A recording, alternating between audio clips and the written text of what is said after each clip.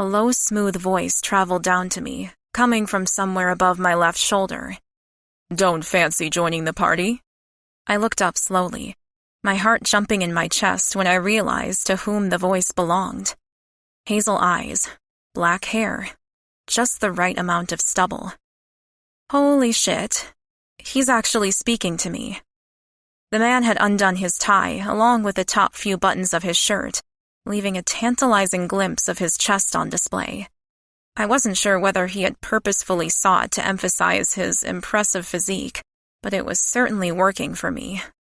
"Oh, I don't know this dance," I said carefully, pointing to the mass of partygoers who were now weaving in and out of each other in pairs and spinning their dance partners around with enthusiasm. Or any of the dances, to be honest. I'm happy to sit here and watch the fun. To my shock, he took a seat next to me on the steps. He was a perfectly respectable distance away, but a shiver passed through me nonetheless. "Are you really happy to sit here and watch? That doesn't seem to be the case for your friend," the guy said, resting his elbows on his knees in a careless way and pointing in Penny's direction. Sure enough, she was reveling in the music. Occasionally she missed a step or trod on someone's foot, but she just laughed it off and carried on regardless. "That's Penny," I said, feeling the need to explain.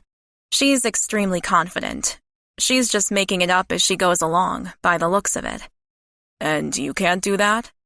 I turned to meet those devastating eyes. He was studying me with an intent expression that I couldn't quite read. "Make it up as you go along?"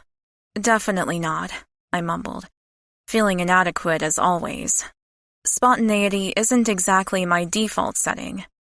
"Maybe you just need to meet the right man to lead you in the steps." He flashed me a cocky grin. God, his smile was so alluring. "Don't let life pass you by, Red. You never know what could be waiting for you right around the corner." Red? My face heated as I registered the reference to my hair color. How original. "I've tried the whole man thing, and it didn't exactly work out for me," I snapped. He looked askance at me, and I sighed. "Sorry, my faith in guys isn't exactly top tier right now." He clicked his tongue and ran a hand through his hair. "So that's your damage," he drawled. "I was wondering. Back in there." He hooked a thumb over to the doors that led into the social hall.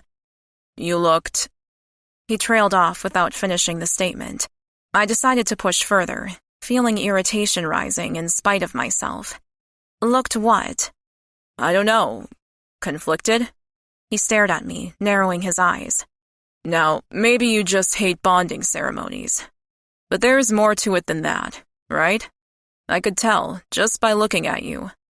I hope no one else could tell, especially Allara and Reid.